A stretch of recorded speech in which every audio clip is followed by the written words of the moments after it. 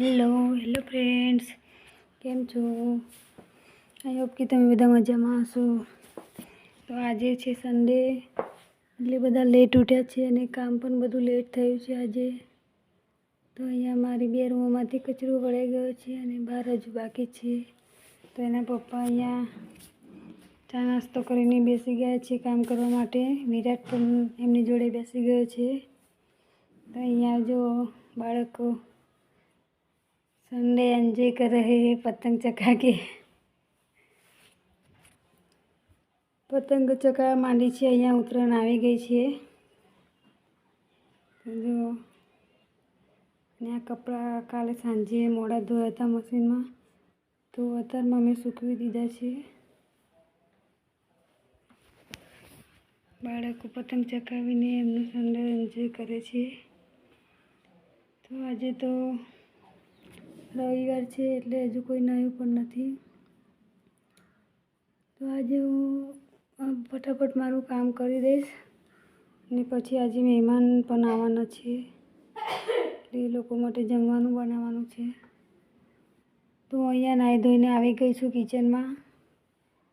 તો મેં એક કુકરમાં ભાત મૂકી દીધો છે અને અહીંયા દાળ મૂકી દીધી છે.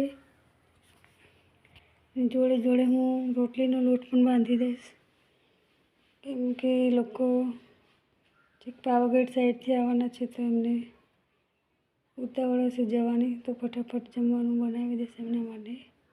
એ લોકો અહીંયા દાંત બનાવવા માટે આવવાના છે. મારી બેનના હસબન્ડ છે એ તેમના ભાઈબંધને લઈને અહીંયા આવે છે દાંત બનાવવા માટે. તો તેમના માટે જમવાનું બનાવવાનું છે. તો અહીંયા મેં દાળ ભાત મૂકી દીધો છે અને રોટલીનો લોટ અહીંયા મેં બાંધી દીધો છે. તો રોટલી શાક ને દાળ ભાત જ ખાલી બનાવવાની છું, બીજું કંઈ નથી બનાવવાની. તો રોટલીનો લોટ મેં રેસ્ટ કરવા માટે મૂકી દીધો છે. ત્યાં સુધી હું દાળ જોઈ લઈશ. કુકર ઠંડુ થઈ ગયું છે. હું દાળમાં બધા મસાલા કરી દઈશ.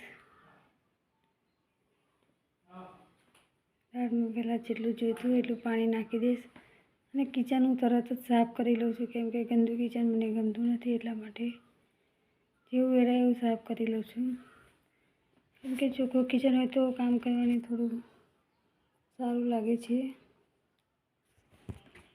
તો અહીંયા દાળ ચડી ગઈ છે, તો તેને મિક્સ કરીને હું તેમાં બધા મસાલા કરી દઈશ. હું દાળમાં મસાલા કરી દીધા છે અને હવે તેનો વઘાર કરું છું. મેં તેલ લઈ લીધું છે, તેમાં રાઈ, સૂકા મરચાં એવું બધું નાખીને વઘાર કરી દઈશ. અહીંયા ટામેટાં હું 4-5 સમારી લઉં છું. દાળ માટે અને શાક માટે પણ ભેગા સમારી લઉં છું. તો અડધા રવા દઈશ તો શાકમાં નાખીશ.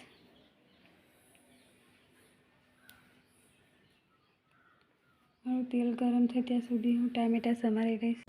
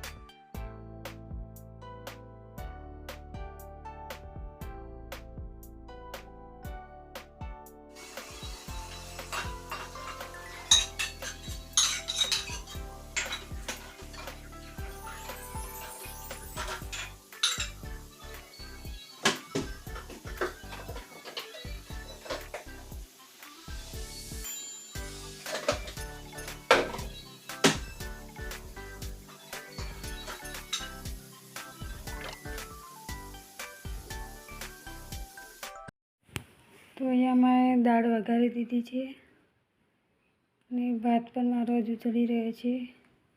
ત્યાં સુધી હું શાકની તૈયારી કરી લઈશ. તો શાક હું આજે બટાકા અને તુવેરનું બનાવવાની છું. તો બટાકા હું સમારી લઉં.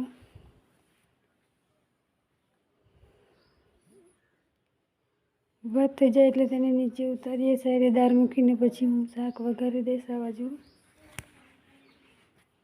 તો અહીંયા મારો ભાત થઈ ગયો છે. તો હવે તેને હું નીચે ઉતારી લઈશ. અને દાળે એ સાઈડે ચડાવી દઈશ અને અહીંયા હું કુકરમાં શાક વઘારી દઈશ. તો જોડે જોડે મારું બધું કામ પતી જાય. હવે ખાલી રોટલી જ બનાવવાની બાકી છે. શીરો પણ બનાવવાની હતી પણ એ લોકોને મોડું થાય છે, ઉતાવળ છે એટલા માટે નથી બનાવતી. હવે ત્યારબાદ રોટલી શાક આપી દઈશ.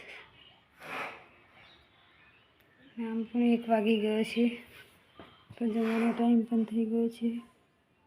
તો અહીંયા શાકમાં મેં વઘાર કરી દીધો છે. તેમાં થોડું પાણી રેડીને હું ચડવા માટે મૂકી દઈશ. થોડા ટામેટાં નાખી દઈશ.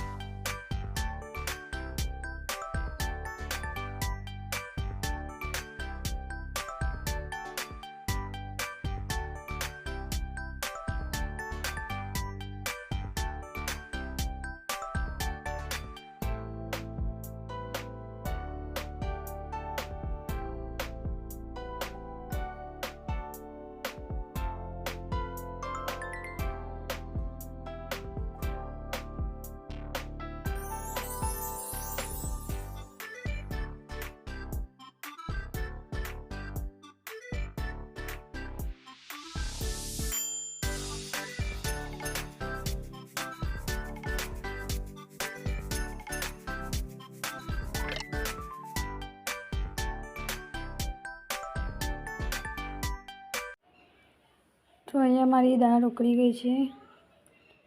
તો તેને હું નીચે ઉતારી અને શાક પહેલી સાઈડે મૂકી દઈશ અને આ બાજુ હું રોટલી બનાવી દઈશ. તો કેટલું જલ્દી કામ કરવું પડે છે શિયાળામાં. તો ખબર નહીં ટાઈમ એટલો જલ્દી જતો રહે છે ને તે ખબર જ નથી પડતી. 1 વાગી ગયો છે, લોકોને મોડું પણ થાય છે. તો ફટાફટ રોટલી બનાવી દઈશું. તો અહીંયા મારું જમવાનું બની ગયું છે. દાળ ભાત શાક રોટલી અને ડીશ પણ મેં તૈયાર કરી દીધી છે. તો ચાલો આપણે તેમને આપી દઈએ. જો અહીંયા ઘરમાં બેસી ગયા છે બધા. અનુષ્કા આપી રહી છે રોટલી.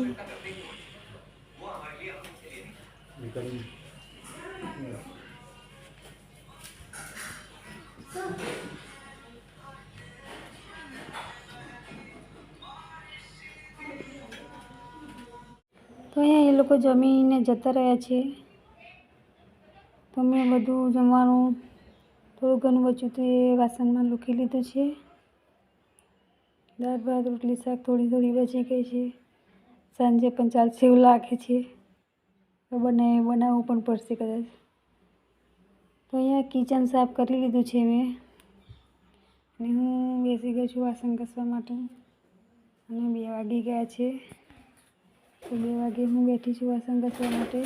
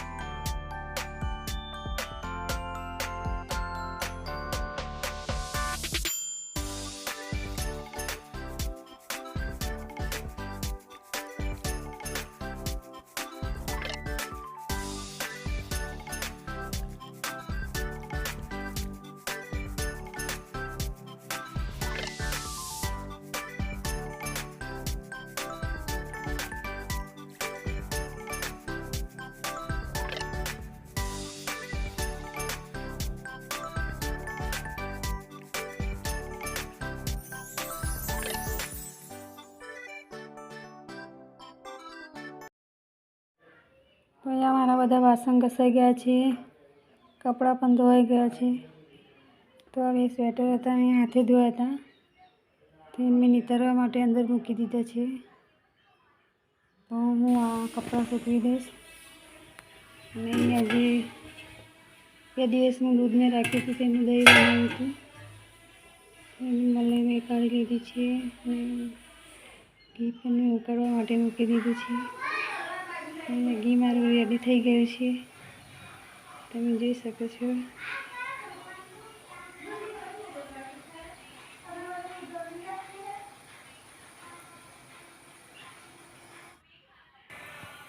તો અહીંયા સાંજના 8 વાગી ગયા છે અને હું બનાવી રહી છું સાંજનું જમવાનું. તો જમવામાં હું બનાવવાની છું કઢી પુલાવ. સવારનું જમવાનું બચ્યું હતું પણ છોકરાઓ ખાઈ ગયા છે અને થોડું નીચે આપ્યું હતું છોકરાઓને. પતી ગઈ છે. તો અત્યારે હું કઢી પુલાવ બનાવી દઈશ. પુલાવ માટે મેં ઘી લઈ લીધું છે થોડું, તજ, લવિંગ, તેજપત્તા ને કાજુ એ બધું નાખી દીધું છે ઘીમાં. હવે હું વટાણા નાખી દઈશ. વટાણા અને ગાજર જ નાખવાનું છે, ખાલી એની બધું નથી નાખવાનું. બટાકા છે બધું અને કઢી પણ હું બનાવવાની છું. તો વટાણા અને ગાજરને નાખી દીધા છે એમાં. તે થોડા સંતળાય એટલે તેમાં હું બાસમતી રાઈસ મેં જે પલાળ્યા છે તે નાખી દઈશ. 15 મિનિટ પહેલાં મેં આ ચોખા પલાળ્યા હતા અને તે મેં નાખી દીધા છે અંદર. તો જોઈતા પ્રમાણમાં પાણી રેડીને હું તેને ચડવા દઈશ.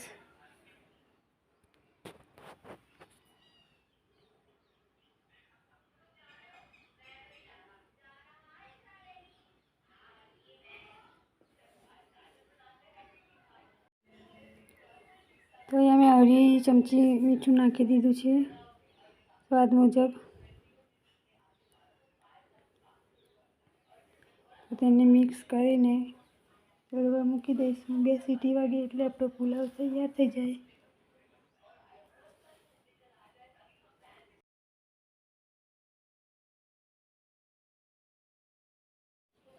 હું તેમાં થોડો ગરમ મસાલો નાખીશ. બહુ નહીં નાખું, સહેજ જ નાખીશ, ખાલી સ્મેલ માટે. અને જરૂર મુજબ પાણી રેડીને ચડવા મૂકી દઈશ.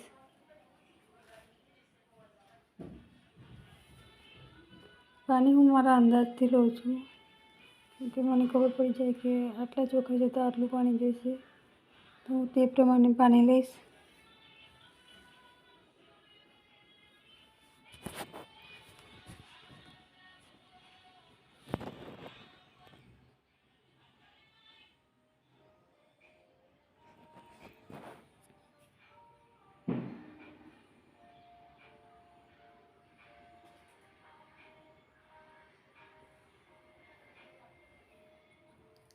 મારી પાછળ અનુષ્કા અને વિરાટની મસ્તી ચાલે છે. વિરાટ વેલણ લઈને અનુષ્કાને મારવા માટે આવે છે. તો અનુષ્કાએ વેલણ લઈ લીધી છે એટલા માટે વિરાટ રડવા લાગ્યો છે. તો મેં ઢાંકણ ઢાંકીને બંધ કરી દીધું છે કુકર. 2 સીટી વાગે ત્યાં સુધી હું ચડવા દઈશ. તો અહીંયા હું કઢીનો વઘાર કરી દઈશ. તો મેં તપેલીમાં ઘી લઈ લીધું છે થોડું, તેમાં લવિંગ છે, તજ છે, એ બધું નાખી દઈશ. અને કઢીનું મિશ્રણ મેં રેડી કરી દીધું છે. થોડી છાશ લીધી હતી, તેમાં મેં 2 ચમચી ચણાનો લોટ લીધો છે અને થોડું મીઠું નાખ્યું છે. લસણ મરચાંની પેસ્ટ પણ મેં મિશ્રણમાં નાખી દીધી છે. તો અહીંયા વઘારમાં પહેલાં થોડું પાણી નાખી દઈશ એટલે કઢી આપણી ફાટી ના જાય. પાણી નાખ્યા પછી જ હું કઢીનું મિશ્રણ રેડીશ અંદર. તો જો મારો મસાલા અંદર શેકાઈ ગયા છે.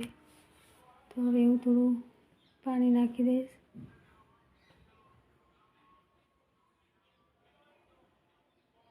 પછી હું કઢીનું મિશ્રણ નાખી દઈશ અંદર. આ રીતે કરવાથી કઢી ફાટતી નથી અને સારી રીતે ચડી જાય છે. તો અહીંયા મારો કઢી પુલાવ તૈયાર થઈ ગયો છે. તો ફ્રેન્ડ્સ, આજે 2023નો લાસ્ટ દિવસ છે અને કાલે ચાલુ થવાનું છે 2024. તો 2023ને તમને બધાને હાર્દિક શુભકામનાએ અને તમારા જીવનમાં ખૂબ ખૂબ આગળ વધો એવી મારી શુભકામના.